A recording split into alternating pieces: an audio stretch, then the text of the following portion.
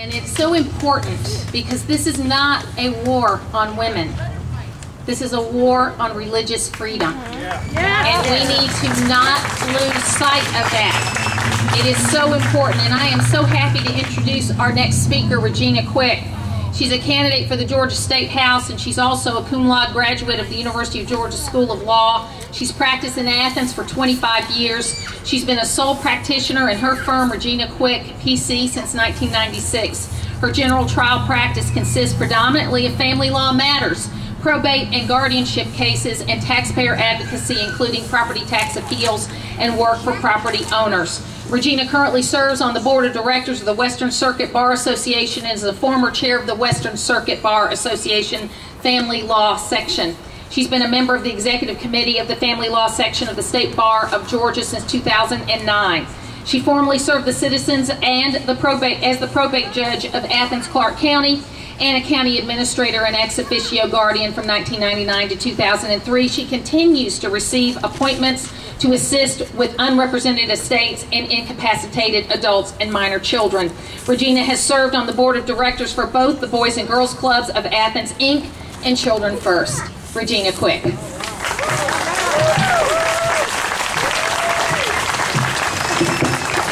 Thank you very much. I feel like I passed the first test because I've gotten up here without falling, so that's, we couldn't afford any steps, so that's good. I'm also fighting the cold, so if you can't hear me in the back, just wave at me. Thank you for that introduction, those kind words, Martha, and I'm so glad to be here with a group of folks who some of which might actually know where I'm from, which is Huntsville, Alabama, which is the home of Mother Angelica, of course, and the shrine. I'm Baptist, but I appreciate you having me anyway. I'm here today with you to stand up for the Constitution of the United States. And that's why I hope we are all here to stand together in terms of what we're doing. I'm not going to politic for my race, that's not why we're here, but those of you who know me and those of you who get to know me know that I stand for lower taxes, smaller government, personal responsibility, and greater government transparency and accountability. And folks, Obamacare fails on all four fronts. It is government intrusion run amok, and I'm delighted that Attorney General Olens is going to be here later and that he is on the wall for Georgia in the general fight against Obamacare. But I'm here today to talk to you about the HHS mandate, and I'm not going to steal his thunder in terms of trying to talk about the law, but I want to talk to you a little bit about policy and think for just a moment about the policy of the government telling employers that they must ensure elective procedures, unneeded drugs, or unneeded anything for employees. How inefficient is that just from a policy standpoint?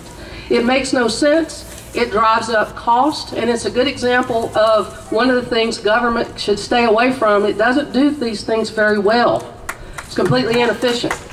But all across this land, there is a need, there are needs associated with our healthcare system.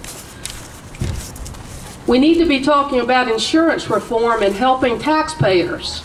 And I'm not sure why we're not having that discussion. That's the legitimate governmental interest for dealing with the problems that face our nation and our citizens, but we're not. And I can assure you that an unconstitutional power grab is not the answer to that problem. It is not the answer to the problem. When Martha talked eloquently about the First Amendment and what it means in terms of Congress not being permitted to enact any laws that impact on the free exercise of religion. And this mandate certainly does that. It certainly does that. And when a law touches and substantially burdens the free exercise of religion, it can only stand if it serves a legitimate governmental purpose in the least restrictive way. And hear me clearly on that. It must be in the least restrictive way. And again, in my opinion, that is not this law. That is not what it does, and for that reason, I believe the mandate as it exists is unconstitutional. Now, what can you do? Well, I'll put in a plug for the Georgia Tea Party Patriots for just a moment, because one thing you can do is support ethics reform. You can support ethics reform so that the people who are making laws and regulating industries are not taking money from lobbyists and special interest groups that have a vested interest and create a vested interest in business as usual in Washington and elsewhere. That's the first thing you can do, in my opinion. But secondarily to that, you're doing it here today. You're here, and you're standing up, and I guess I'll quote Elle Woods in Legally Blonde 2 for just a moment. Don't lose your voice, because bad things happen when you lose your voice.